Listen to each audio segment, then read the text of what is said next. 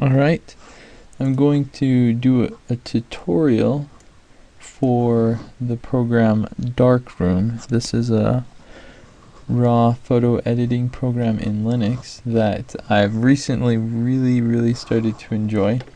So you open it up and it looks like this. Go ahead and I will import an entire folder. So I'll open the Darkroom tutorial folder, and the great thing about this is, so I've got the folder open. If I close Darkroom and I want to come back later, you can see that once I open it, it will go back to have all my photos. So I'm not going to do anything really fancy. I'm just going to kind of show what you can do and why I like this program. We'll go ahead and double click on this image, and I'll kind of just go through and talk about all the different things you can do. So we'll start with basic. I like to increase the black a little bit more. I give it some more depth. Sometimes I play with the exposure.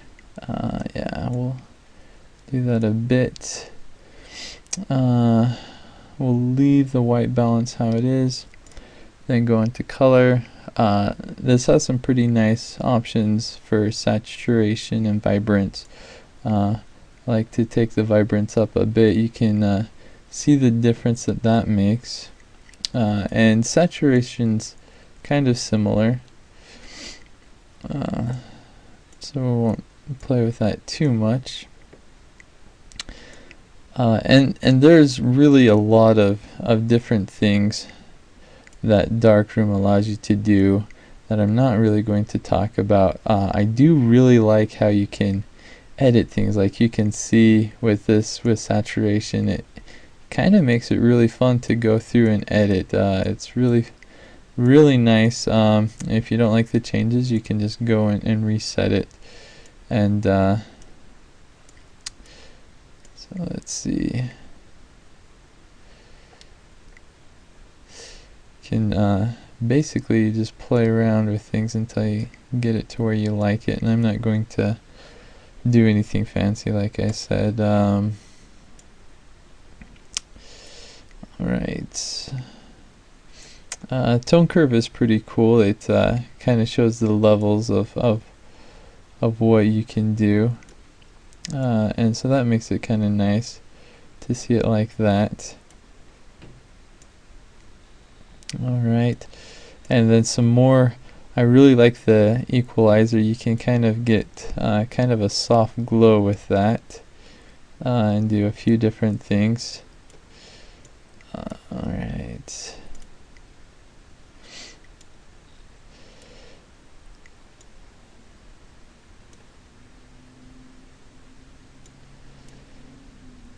Okay, and then can do some denoise and different effects. If you want it to be monochrome with a certain color, you can do monochrome pretty easy, and that makes things pretty nice. And then same thing with the vignette. Just a push of a button and you can kind of do whatever you want with the settings. So that's pretty cool. And so I'd probably maybe go through and do this a few different times until I got something I really liked. But just for the sake of this tutorial, you can see here everything that I've gone through and done. And I can go back to the original and I can go through the steps. So that's really nice to see the differences, and you can take snapshots as well. And I'm going to go ahead and create a style from what I've made. And I've done many of these, but you'll want to go to the advanced edit of style and have everything checked that you want to save in that style. And I will just say portrait and tutorial and go ahead and save that. And so with that, then I can go ahead, and if I took another picture that I want to do the same kind of editing toward, I'll just go here and I can go to Portrait Tutorial and it will make the changes. So that's pretty cool, and you can see I've already gone through and done a whole bunch of different settings. So you can go through and see which ones of those you like after you've made a lot, and it makes things go by a lot faster. So that's a pretty nice feature with this different black and white settings. Yeah, and some things don't work, and so you just have to kind of play around with it. But once you've gone through and made all the changes, switch back to light table mode. And I have this set up so it will save in the same directory that I have everything, and it creates a new subfolder called dark table, and then just saves the images. So I'll go and press Control A, select all the images, and then just go export. I'm exporting to a JPEG with 80 quality, and so it says exporting 8 images, and then I'll go ahead and open up Picasa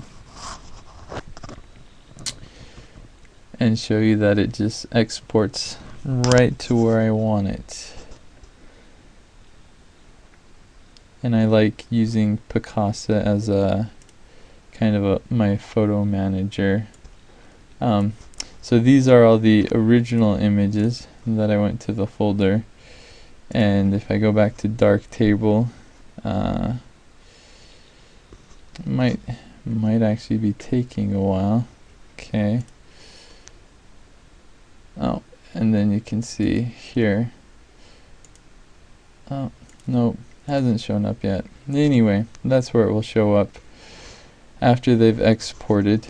And so that's Darktable. It's a great program. I highly recommend it if you're running Linux, and yeah, it's probably my favorite raw photo editor now for Linux.